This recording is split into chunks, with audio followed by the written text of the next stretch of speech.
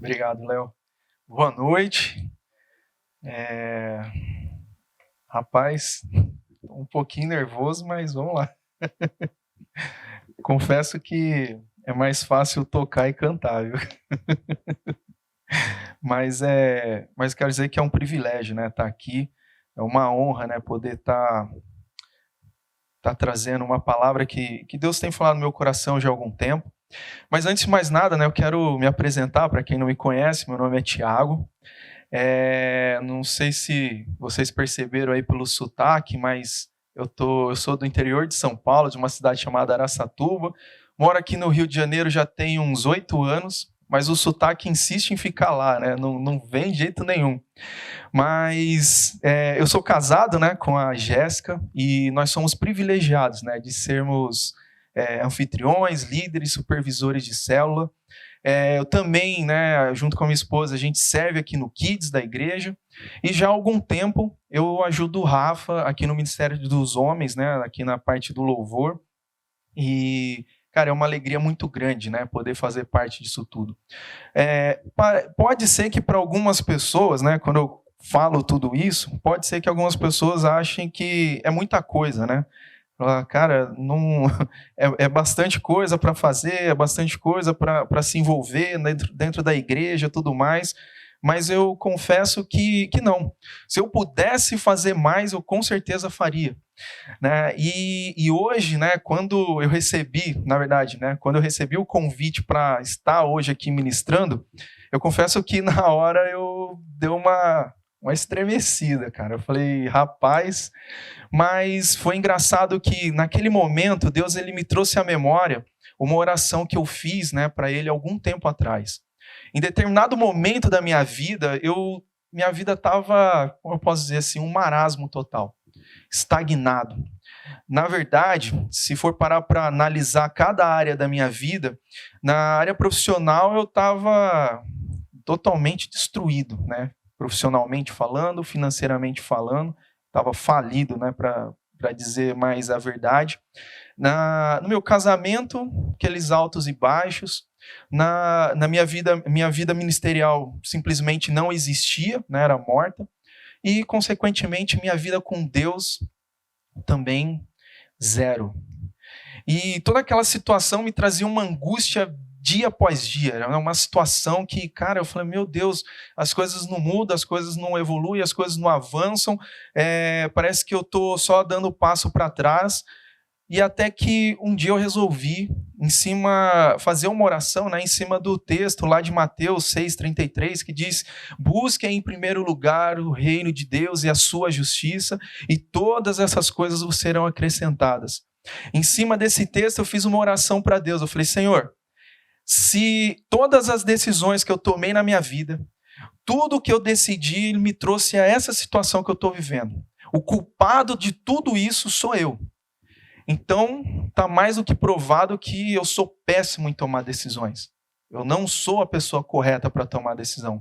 Por isso, a partir de hoje, eu decido que o Senhor vai ter controle total, vai ter domínio sobre a minha vida. A tal ponto que tudo que vier até a mim, tudo que for proposto a mim, que está relacionado ao teu reino, à tua igreja, a servir, né, o teu povo, Senhor, a minha resposta automaticamente vai ser sim. Sim para tudo. Sem pensar, sem titubear. É sim. Algumas pessoas que eu compartilhei essa oração falaram, cara, você é maluco, é corajoso. Mas eu creio que isso fez uma diferença na minha vida. Essa decisão, essa oração, ela me trouxe aqui. Estou aqui um pouco nervoso, estou aqui um pouco, né, sem jeito, mas eu creio que Deus está no controle de tudo, eu creio que Deus está no domínio de todas as coisas, e eu creio que Ele vai falar conosco nessa noite aqui, amém? Gente, outra coisa que eu preciso confessar aqui para vocês é que quando eu recebi o convite de estar aqui, eu criei muitas expectativas.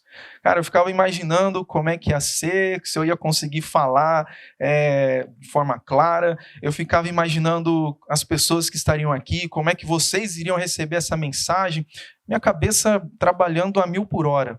Muitas e muitas expectativas para essa noite. E é justamente sobre expectativas que eu queria falar com vocês. Afinal, será se é correto nós termos expectativas? Será se é saudável ter algum tipo de expectativa? Eu pergunto isso porque muitas vezes a percepção que eu tenho é que ter expectativas acaba gerando muitas frustrações. Na verdade, melhor dizendo, se eu não consigo gerenciar as minhas expectativas, isso me causa muitas frustrações. Porque uma vez uma expectativa não atendida, isso vai me frustrando.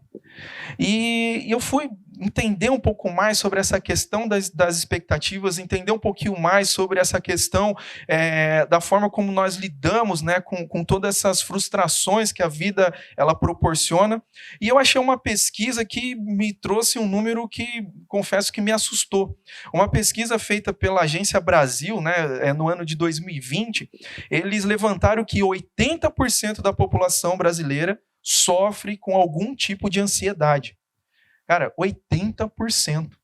Aí você fala, bom, é alto esse número. Gente, se a gente comparar isso com a média de outros países, a gente está falando de uma comparação de 30%. Ou seja, nós estamos muito acima da média mundial. E realmente, assim, às vezes a gente não precisa de pesquisa para entender tudo isso. A percepção que eu tenho, e eu não sei se é a percepção de vocês, mas a percepção que eu tenho é que nós estamos vivendo numa geração extremamente frustrada, extremamente insatisfeita, sabe? E eu falei, cara, é simples, basta a gente conversar com outros homens que a gente vai ver isso. A gente vai ouvir que, poxa, eu queria mais, eu queria um emprego melhor, eu queria ter feito isso, eu queria ter viajado para tal lugar, eu queria ter conquistado aquilo. Cara, são expectativas e expectativas não atendidas.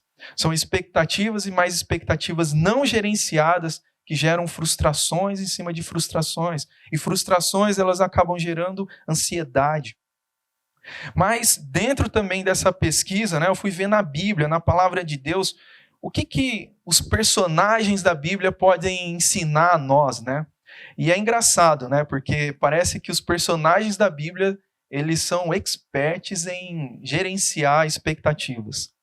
Por exemplo, né, o que dizer sobre Abraão, né, a expectativa de sair da terra onde ele estava, ir para uma outra terra desconhecida. O que dizer sobre a expectativa de Noé, né, construindo a arca. O que dizer sobre Neemias, né, na reconstrução dos muros. Ou então de Pedro, quando foi chamado para abrir mão do seu trabalho, do seu ofício de pescador para seguir o mestre. Ou então, o que dizer da expectativa de Jesus, sendo Deus, sabendo do sacrifício que ele teria que fazer. Mas, de todos os personagens da Bíblia, eu escolhi um, né, para a gente fazer uma reflexão aqui. E eu queria convidar vocês a abrir, a Bíblia, lá em 1 Samuel, no capítulo 16, a partir do versículo 10. Nós vamos ler aqui sobre Davi. Lá em 1 Samuel, capítulo 16, a partir do versículo 10, o texto diz assim: Jessé levou a Samuel 7 dos seus filhos, mas Samuel lhe disse: o Senhor não escolheu nenhum destes. Então perguntou a Jessé: esses são todos os filhos que você tem? Jessé respondeu: ainda tenho o caçula, mas ele está cuidando das ovelhas. Samuel disse: traga-o aqui. Nós não nos sentaremos para comer enquanto ele não chegar. Jessé mandou chamá-lo e ele veio. Ele era ruivo, de belos olhos e boa aparência. Então o Senhor disse a Samuel: é este, levante-se e unja-o. Samuel apanhou o chifre cheio do óleo e o ungiu na presença dos seus irmãos. E a partir daquele dia, o Espírito do Senhor apoderou-se de Davi e Samuel voltou para Ramá. Senhor Deus, muito obrigado pela tua palavra, Senhor, que o teu Espírito possa falar aos nossos corações nessa noite e que o Senhor, teu Espírito tenha controle e liberdade neste lugar, Senhor. Que toda honra, toda glória seja dada a ti, ó Pai amado, e continue falando e ministrando aos nossos corações. Amém. Bom, o que falar sobre Davi, né? é engraçado, eu posso dizer que eu acho que uma grande maioria das mensagens em culto de homens vai falar sobre Davi. Não sei se eu estou errado aí, Rafa. Você que tem mais experiência, fala, confirma. Mas, pelo menos é a minha percepção. Muitas mensagens falando sobre Davi. E realmente, Davi ele foi um homem fora da curva. Né? Davi, ele para a nação de Israel, que é até hoje, né, uma nação extremamente importante, extremamente forte, uma nação relevante, né, para o mundo, Davi ele é reconhecido como o maior rei da história daquela nação. Fazendo alguma pesquisa bem por cima, eu descobri que tudo que tem relevância lá, né, em Israel leva o nome de Rei Davi. O melhor hospital chama Rei Davi, o melhor hotel, Rei Davi. Então, assim, para você ver a importância desse homem. E toda vez que a gente para ali para ouvir, né, alguma ministração, ou então até mesmo ler o texto sobre Davi, a gente corre um sério risco de perder alguns detalhes muito importantes dessa história. Porque, afinal, a gente já sabe o final. A gente já conhece a história. Para quem cresceu na igreja, cara, desde criança, você escuta a história de Davi. A gente sabe o que vai acontecer. Parece que é aquele filme repetido que a gente já assistiu várias vezes. A gente já está lendo e já está sabendo o que vai acontecer. Isso acaba fazendo com que a gente realmente perca detalhes valiosos e mensagens, lições, né, muito importantes. Uma delas aqui que eu quero compartilhar com vocês é que vocês realmente imaginem comigo, né? Vamos exercitar um pouco a imaginação. Imagina essa cena que a gente acabou de ler aqui. Davi foi lá esquecido, né? Quando veio lá o profeta até a casa dele lá, né? Chegou, Davi foi esquecido. O homem mais importante, né? Um dos homens mais importantes ali da nação estava na casa de Davi e Davi não tinha sido convidado para participar daquele momento. E então, né, acontece e tal, aí chega Davi na frente dos seus irmãos, o profeta vai, derrama o óleo sobre ele, unge Davi como o próximo rei de Israel. Cara, sensacional, maravilhoso, cara, tudo isso na frente dos seus irmãos. Mas, e aí? O que será que aconteceu já na sequência dessa história, né? Cara, provavelmente Davi voltou a fazer o que ele estava fazendo. Não deve... A palavra de Deus a gente entende que nada mudou ali de imediato, né? E eu não sei vocês, tá, irmãos? Mas assim, eu tenho alguns irmãos, né, irmã. Cara, acho que esse tipo de situação na frente dos meus irmãos ia causar um certo desconforto. Ainda mais se essa unção, né, isso que foi essa promessa, né, sobre a vida de uma pessoa não acontece na hora. Então, assim, provavelmente Davi deve ter escutado. E aí, reizão, quando é que vai pegar a coroa lá? Quando é que você vai mandar em tudo aí, né? E aí? Sei lá, né? Eu fico imaginando esse tipo de coisa. Eu acredito que as coisas, elas realmente não mudaram de uma hora para outra. Mas uma coisa que provavelmente mudou foi a expectativa. A expectativa de Davi em assumir o reino, de ser o rei, o novo rei, cara, com certeza isso estava no coração. Outra coisa que eu fico pensando cara, na hora que ele estava sendo ungido ali, né, como o próximo rei, pensar que, cara, peraí, já tem alguém lá no trono. Tem alguém que também foi ungido. Tem alguém que está ali ocupando a coroa, né, usando a coroa. Como é que fica toda essa situação? Eu começo a imaginar realmente as expectativas que começaram a brotar no coração de Davi. E outra coisa, né, que provavelmente, né, Davi, quando foi ungido, né, esse fato relatado aqui que nós lemos, Davi provavelmente ele tinha ali por volta dos seus 12 anos, ou seja, estava começando ali a adolescência, né, aquela idade final ali, né, da infância, entrando na adolescência, e o texto diz que ele provavelmente, né, ele foi assumir a coroa de rei aos 30 anos. Ou seja, cara, foram 18 anos, irmãos, esperando aquela promessa acontecer na vida dele. Cara, o que passa na vida, na cabeça de um homem quando fica esperando uma promessa? E não é qualquer promessa, né? Não é qualquer promessa. Mas são 18 anos. Isso me faz pensar cara, quantas vezes às vezes Deus pede para a gente esperar que seja um mês, uma semana para tomar uma decisão, e a gente não consegue esperar, a gente quer ser imediato. Hoje aconteceu um negócio até engraçado, né? Eu estava no barbeiro lá, né?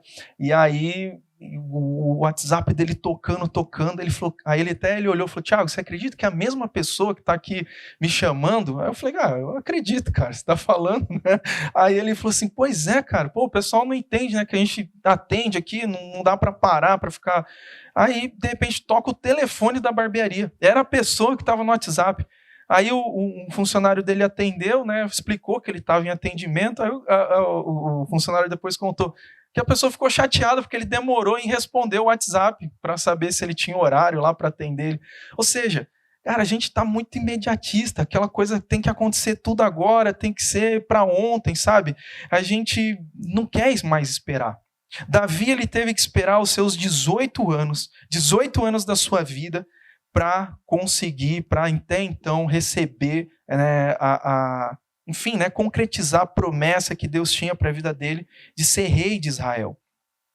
Às vezes, né, outra coisa que me chama a atenção é que, se a gente olhar para esses 18 anos de Davi, a gente vai ver na história, né, nós sabemos que Davi, ele teve muitas conquistas.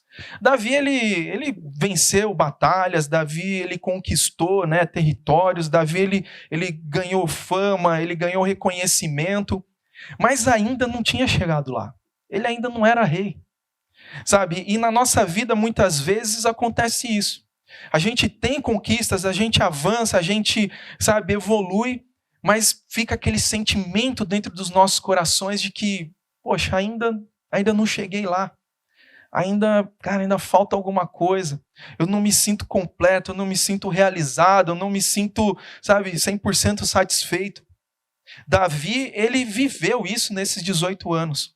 Davi, ele teve esse sentimento de que realmente ele não tinha chego lá, né? E isso tudo, meus irmãos, isso gera muita frustração, isso gera muita ansiedade em cima das expectativas não atendidas. Mas aqui eu quero destacar alguns eventos na vida de Davi. O primeiro evento é que, primeiro, Davi, ele foi esquecido. O texto diz que Samuel, ele questionou, né, o pai de Davi, Jessé, se todos os filhos estavam presentes. Gente, quantas vezes nós temos esse sentimento de sermos esquecidos? Nós olhamos à nossa volta, nós vemos as pessoas avançando, nós vemos as pessoas evoluindo, vemos as pessoas sendo abençoadas, sendo usadas por Deus, e parece que nós fomos esquecidos. Parece que aquela promoção, né, no trabalho acontece para todo mundo, menos para mim. Será que Deus esqueceu de mim? Será que Deus me abandonou? Meu querido, não. O Salmo 27, o versículo 10, ele diz assim, porque se meu pai e minha mãe me abandonarem, o Senhor me acolherá. Meu querido, creia, Deus, ele nunca vai te abandonar. Deus, ele sempre vai te acolher. Deus, ele sempre vai estar contigo. Isso você pode ter certeza. Essa daqui é uma promessa para a sua vida. O segundo evento que eu quero compartilhar aqui com vocês é que Davi, ele foi servo. Logo depois, né, que Davi foi ungido, o texto narra que Saul mandou chamar Davi para o palácio para que Davi servisse a Saul, né, fosse o escudeiro dele ali. E a gente vê que Davi, ele foi um excelente servo. Mesmo estando lá dentro do palácio, mesmo estando próximo à coroa, próximo ao trono, próximo de realizar, né, da promessa se concretizar na vida dele, isso poderia dar margem para Davi chegar e falar assim, peraí, cara, eu não estou no lugar que era para eu estar. E ser meio relaxado no serviço dele. Mas não é isso que acontece. Nós lemos que quando Saul ele era atormentado pelos espíritos maus, o texto diz que Davi ele tocava sua harpa e trazia alívio para Saul. Ou seja, Davi ele exercia o papel que ele tinha que exercer ali naquele lugar. Ele não negligenciava o chamado dele, o papel dele ali naquele lugar. Nós precisamos ter mais zelo pelas coisas que Deus coloca sobre as nossas vidas. Nós precisamos trabalhar e fazer as coisas com excelência. Porque nós não sabemos o dia de amanhã. Muitas vezes nós estamos perto de realizar aquilo que realmente é para nós, né? Nós estamos perto de assumir o reino, né, que Deus tem para as nossas vidas, mas nós negligenciamos atividades básicas. Nós negligenciamos ali responsabilidades que são nos dadas. Muitas vezes nós até negligenciamos as responsabilidades. A gente não quer assumir responsabilidade. Cara, eu não quero dor de cabeça, eu não quero me envolver com esse tipo de coisa. Mas Davi não. Davi ele nos ensina que nós precisamos ser servo. Um terceiro fato aqui na vida de Davi é que Davi ele foi perseguido.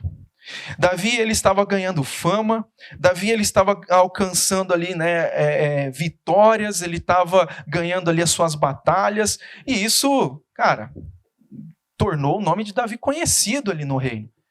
E isso acabou gerando um sentimento não muito legal no coração de Saul. Saul teve inveja de Davi. E então Saul decide que, cara, eu tenho que acabar com a vida desse tal de Davi aí, porque senão vai ser um problema para mim. E, meus amigos, eu fico imaginando, não deve ser muito legal ter como perseguidor o rei de uma nação. Não deve ser um negócio muito, muito bom, não. Mas Davi ele tem que tomar uma decisão. Davi ele decide abrir mão de tudo que ele tinha, abrir mão do conforto do palácio, abrir mão da sua fama, abrir mão das suas riquezas, abrir mão de tudo para preservar a sua vida. Isso me faz refletir que quantas vezes nós estamos em situações onde nós sabemos que as nossas vidas elas estão sendo destruídas, pouco a pouco, mas nós não tomamos a decisão de preservar a nossa vida. Nós sabemos que se nós continuarmos naquele caminho, continuarmos naquele mesmo lugar, se não fizermos nada, a nossa vida vai ser destruída. Mas nós não temos a coragem que Davi teve de fugir, de sair daquele lugar, sair daquela situação que colocava a sua vida em risco. Nós precisamos realmente ter essa ousadia nessas decisões, de realmente se colocar numa posição de preservar as nossas vidas, entender que se eu continuar onde estou, se eu continuar fazendo o que eu estou fazendo, isso vai acabar com a minha vida, vai destruir a minha vida, muitas vezes vai destruir a vida da minha família, vai destruir um legado. Gente, não sei, mas nós precisamos fazer alguma coisa. E por fim, o quarto evento aqui na vida de Davi é Davi sendo coroado como rei. Como nós dissemos, como já foi dito aqui, foram 18 anos, né, de espera até que essa promessa do Senhor acontecesse na vida de Davi. Foram 18 anos que Davi passou por muitas coisas, né? E o que eu gosto de pensar nessa situação? É que Davi ele foi obediente ao tempo de Deus. Ele não quis adiantar as coisas, ele não quis pegar atalhos, né, para que as coisas, aquela promessa se cumprisse na vida dele. E é engraçado que hoje a gente está falando de expectativas, a gente está falando de ansiedade, a gente está falando de frustrações. É engraçado que o que a gente mais vê por aí são as pessoas querendo pegar atalhos. As pessoas querendo encurtar o tempo das coisas, as pessoas querendo dar um jeitinho ali, alguma forma, para que as coisas aconteçam mais rápido na vida delas, mas não querem pagar o preço do tempo de espera, do tempo do Senhor. As pessoas elas querem as promessas, mas querem de forma instantânea, querem que as coisas aconteçam assim de uma hora para outra. Não, as coisas elas estão debaixo do domínio de Deus. As coisas elas vão acontecer no tempo de Deus. E nós temos que ser fiéis a Ele. Entender, sermos obedientes a Deus. Nós gostamos de pegar atalhos. E muitas vezes eu acredito que por essa insistência da gente querer pegar atalhos, nós perdemos muitas promessas de Deus em nossas vidas. Porque muitas vezes, da gente se desviar do caminho, né, achando que isso vai ser mais rápido, nós não vamos estar nos lugares que nós devemos estar. nos lugares onde Deus quer que nós estejamos para sermos usados por Ele. Hoje, meus irmãos, nós de uma vez por todas, nós precisamos entender e viver o texto de Jeremias 29, 11 até o 13, que diz assim, que é um texto que eu sou apaixonado, né? Que diz assim, ó, porque sou eu que conheço os planos que tenho para vocês, diz o Senhor, planos de fazê-los prosperar e não de causar dano, planos de dar a vocês esperança de um futuro. Então vocês clamarão a mim, virão orar a mim, e eu os ouvirei. Vocês me procurarão e me acharão quando me procurarem de todo o coração.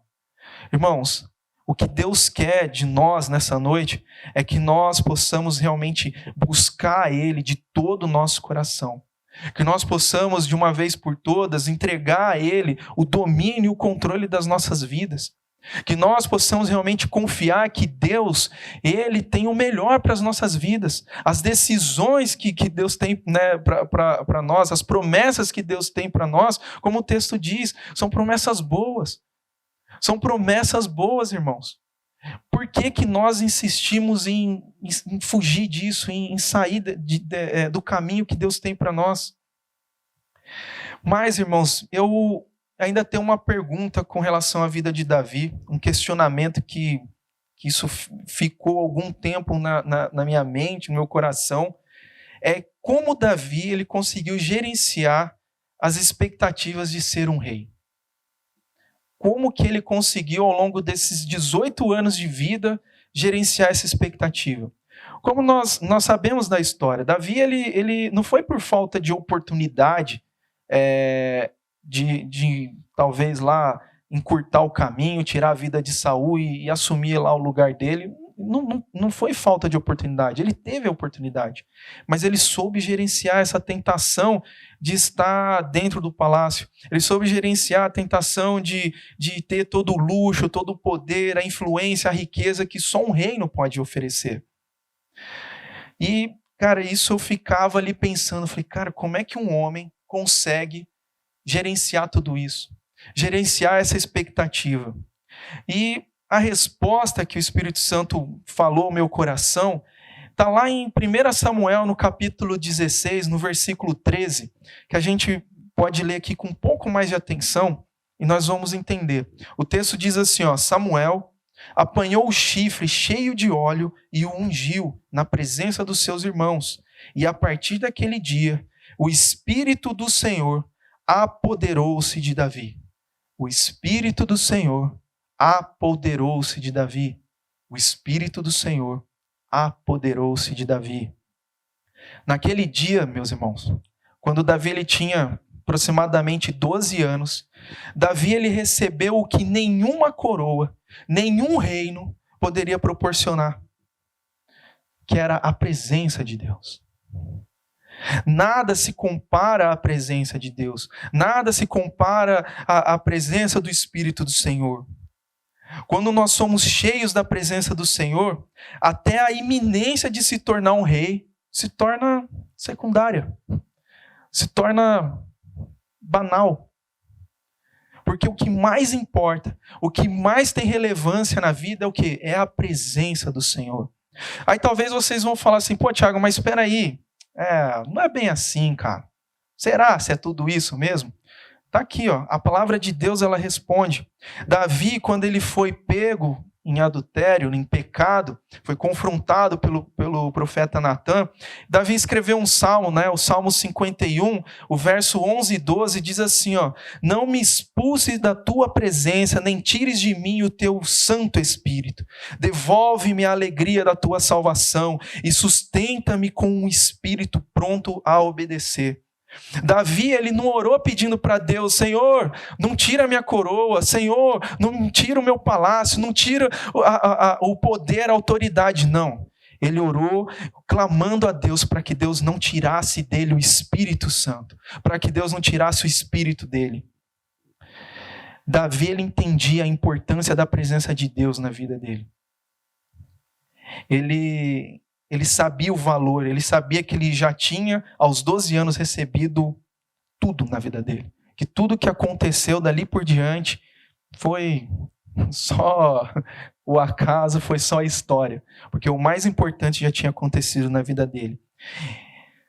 E aí eu começo a pensar aqui, irmãos, o que aconteceria se nós buscássemos a Deus, buscássemos a presença dele acima de qualquer coisa nas nossas vidas? O que aconteceria se nós dessemos o valor que é devido à presença de Deus nas nossas vidas? Eu diria que nós seríamos imparáveis na expansão do reino de Deus. Eu diria que talvez essas cadeiras aqui estariam todas ocupadas.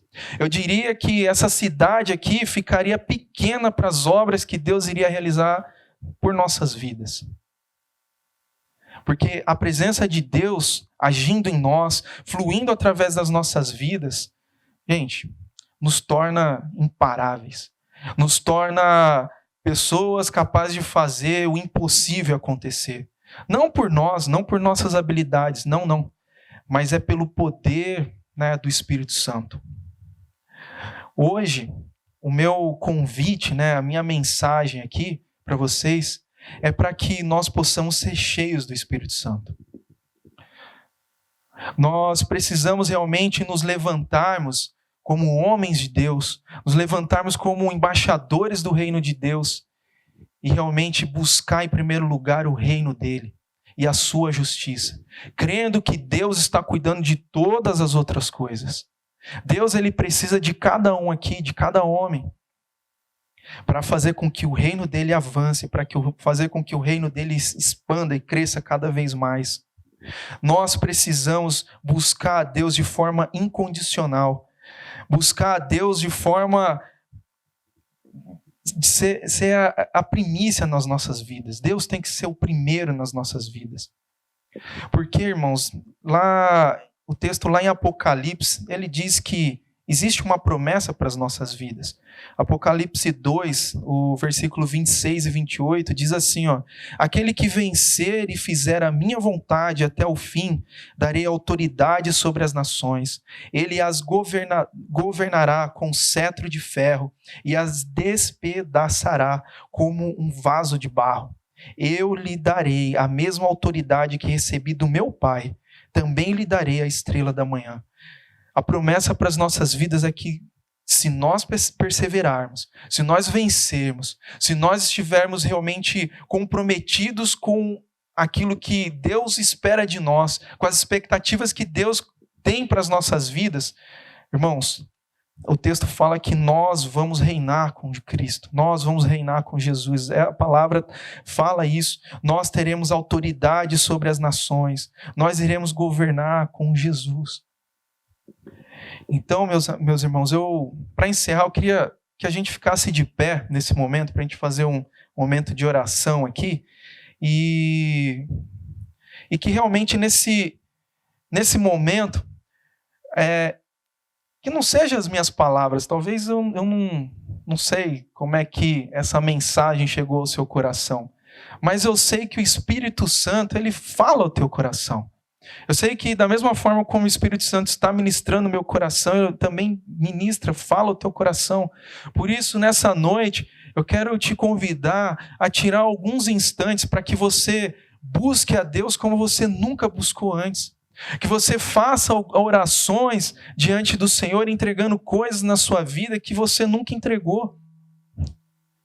Que nesse momento você possa fechar os seus olhos e tirar alguns instantes para pedir a presença do Senhor, para dizer o quanto que a presença dele, ela é importante para a sua vida, para dizer o quanto você precisa da presença dele para você poder dar um passo que seja, para dizer que a presença do Senhor, ela é fundamental na sua vida. Que você comece a adorar o nome dele, que você comece a engrandecer o nome dele, que você de uma vez por todas abandone aquilo que o afasta da presença do Senhor.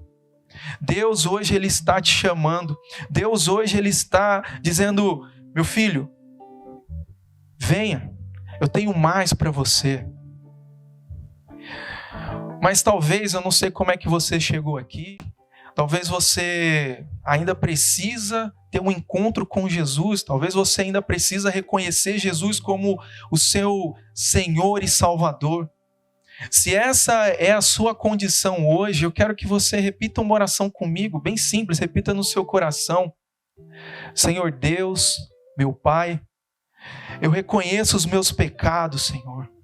Eu reconheço que errei e necessito do teu perdão para a minha vida, Senhor. Meu Deus, que o Senhor possa, a partir de hoje, fazer morada no meu coração, que o teu Espírito venha e toma a minha vida, que o Senhor tenha o controle sobre todas as coisas. Em nome de Jesus, amém.